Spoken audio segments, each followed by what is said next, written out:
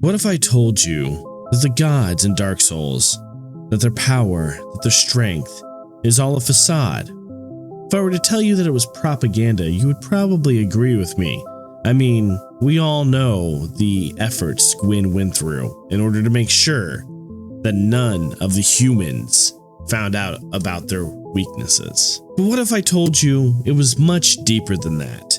That it wasn't so much that the gods weren't as all-powerful as they were led on to be, but they're actually weak as hell when it comes to video game gods or even gods in the real world. Yes, you heard me right. Not only am I going to compare the gods of Dark Souls to the gods in other video games, but I'm also going to compare them to gods in the real world. Alright, now I know that I just got done calling these gods weak, but I can't take away their strengths. Some of them did some impressive things, but let's face it, in the grand scheme of deities, is it really that impressive? Yes, Gwyn was able to hurl sunlight spears into dragons and rip their scales from their bodies, overthrowing the dragon's rule over the world. The Grand Witch 𝐜𝐨𝐬 was able to fire at people and do lots of damage, which, I mean, it was impressive. And then she tried to create the first flame, fucked up, created demons. You know, we can't blame her for it. She was just trying to make things continue the way they are. But failings like these are where some of the power starts to show cracks. 𝐓𝐡𝐢 was able to throw a miasma of death around, probably one of the things that helped kill the dragons of old the most, if not second most, to Gwyn's sunlight spears. And the furtive pygmy, well, he got it on. And by that, essentially, all of humanity comes from the furtive pygmy and his dark soul. And now, I hear you guys thinking, well, they overthrew the Pantheon before, you know? They're ruling the world. Gwyn and his son create illusions that make it seem like everything is always right inside of the city. You know, sort of like it's always sunny in Philadelphia. Okay, I'm sorry about that one. I had to make the joke. Like stated earlier, you know, the witch 𝐜𝐨𝐬, she tried to create her own first flame using her fire magics with her daughters, and it backfired, and the bed of chaos was born. As soon as the war with the ancient dragons ended, 𝐓𝐡𝐢 basically went to take the longest nap in Souls history, primarily due to the fact that the powers that he wields now had a massive drain on his body. Each one of these gods, including 𝐜𝐨𝐬 after she became the bed of chaos, had spells crafted based off them, miracles of throwing light, healing, and everything in between. Not all of these were created by those that they were crafted in the image of, but they were empowered by the same people. To show more of his godlike power, Gwyn himself cursed all of humanity, knowing that the Dark Soul was the one thing that could overthrow the gods, knowing that the only way to stop humanity from being the supreme race on the planet would be to find a way to shackle them to the god's will. He not only did this with the magic of the dark sign, but he also did this through propaganda. And sadly, this is technically Gwyn's strongest feat in the entirety of Dark Souls. The propaganda brought on by Gwyn and his White Order was so insane and so ingrained into the minds of all of humanity that humanity actually believed that relighting the first flame was good for them, and for centuries continued to relight said flame. The first lie essentially telling them that they had the undead prophecy, one foreseen to step forward and bring light back to the world. All they had to do was sacrifice themselves, like Gwyn did so long ago, to the first flame. And oddly enough, that would almost be all we could say about the strength of the so-called gods of the Dark Souls franchise. However, when we look at it a little bit, other creatures that are weaker than the gods can destroy stone, can break pillars, can sweep you off your feet. Throughout the games, we see the strength of the dragons that the gods took down.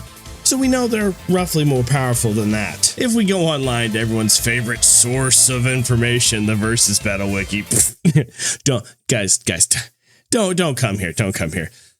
It says that all of the gods are large star level in attack potency. Just pointing out how ridiculous this site is again. It makes me laugh every once in a while, especially when I come back to look at, you know, how strong something is. But Alden, I hear you all say, these are all extremely powerful feats. What do you mean that the gods in the Dark Souls games aren't that strong? Well, let's compare them to a few other gods in games, right? In the Final Fantasy franchise, we have an antagonist named Kefka in number 6, who not only overthrew the natural order and everything, but became a god, destroyed the world, and reshaped it in his own image. And I mean, if you want truly powerful gods, look at Davith from the Doom franchise, who literally just by existing shits out cosmoses. Like, no one in Dark Souls creates anything. And just for shits and giggles, we got everyone's favorite mad god, Sheogorath, who can bend space, time, and reality to his insane will. Yes, I know he's a Daedric prince, but all the Aedra are Daedra after giving up their power to create the world of Tamriel. So if anything, Sheogorath is just a more powerful version of the Aedra, aka a god. And let's face it, he's not even the most powerful. Technically, you know, everything that's inside, that's dreaming of what they're inside of, are the most powerful. But that's something for you lore fiends to sink your teeth into and tell me about in the comments section below. And while you're at that, go ahead and throw a like on this video, and don't forget to subscribe so you can be the most powerful of gods on the Alden Falor Gaming channel. I can also hear you guys saying that who cares if they're weak compared to other gods, they're still the most powerful thing in their own universe. And to that I say, no, they're not. Literally every one of the god's souls can be taken down by some random undead dude who decides to go on a pilgrimage and suck in a bunch of more souls.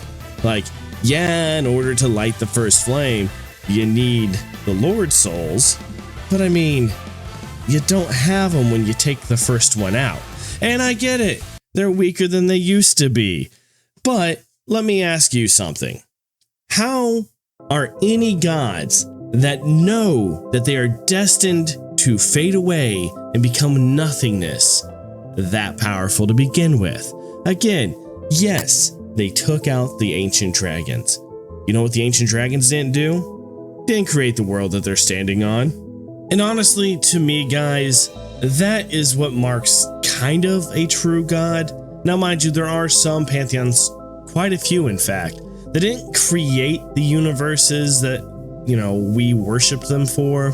Like, look at Norse gods, where the world and universe was created through Ymir's body. You've got the Greek gods, where all of existence was kind of birthed through primordial chaos, giving birth to things like Gaia, and then Kronos giving birth to Zeus and his brothers, and them overthrowing the Titans and just divvying out divine realms for each other. So they didn't create much. They were really awesome with curses and transformations and all that weird stuff, making people immortal so that a bird can peck out their liver for all of eternity. That one was, you know, genius stroke.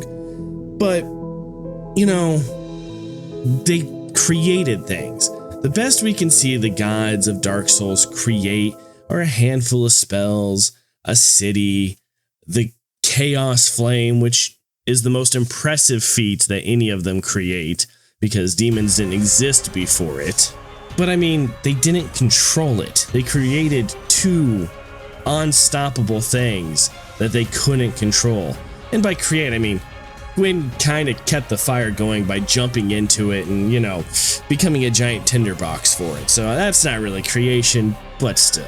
Oddly enough, the Dark Souls gods feel the closest to the Greek gods. Yes, the Greek gods were born with divinity, and the Dark Souls gods had to go seek it and find it by the first flame, but they both overthrew oppressors that came before them and then divvied out what was left. They cursed what they didn't understand. Both of them have motifs of fire, whereas the first fire has to keep going in order for the Dark Souls gods to really you know, hold on to their grip on power. And the Greek gods started to lose their hold over humans when Prometheus, said liver-eaten guy, went up and stole fire for humanity in the first place. They are beautiful parallels. However, again, and for the last time, the Dark Souls gods just really don't have the oomph of gods in multitudes of other games.